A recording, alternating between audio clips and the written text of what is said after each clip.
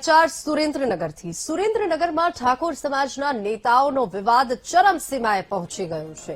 આરકેટીએસના પ્રમુખ રમેશ ઠાકોરના આક્ષેપો બાદ અલ્પેશ ઠાકોર મેદાને આવ્યા છે। રમેશ ઠાકોરે અલ્પેશ ઠાકોર પર સમાજ સાથે ગદ્દારીના ગંભીર આક્ષેપો લગાવ્યા હતા।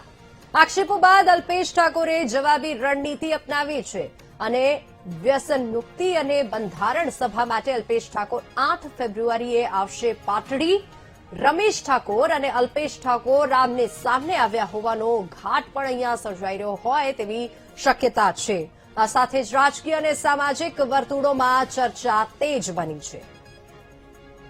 પાટડી તાલુકાના સમાજના શ્રેષ્ઠીઓ દ્વારા સમાજમાં સમાનતા આવે અને ખોટા ખર્ચાઓ બંધ થાય એના માટે એક બંધારણ સભાનું આયોજન કરવામાં આવ્યું છે। ત્યાં હું આવી રહ્યો છું। સાથે જે વ્યસન મુક્તિની વિચારધારા, જે વ્યસન મુક્તિની વાત કરું છું એના જ ભાગરૂપે બસાડા પોલીસ સ્ટેશનના વાલેડા ગામના જાગૃત યુવાનો દ્વારા એક વ્યસન મુક્તિનું અભિયાન ચલાવવામાં આવ્યું। અવારનવાર પોલીસમાં રજૂઆત પણ કરી, પરંતુ પરિણામ શૂન્ય હતું।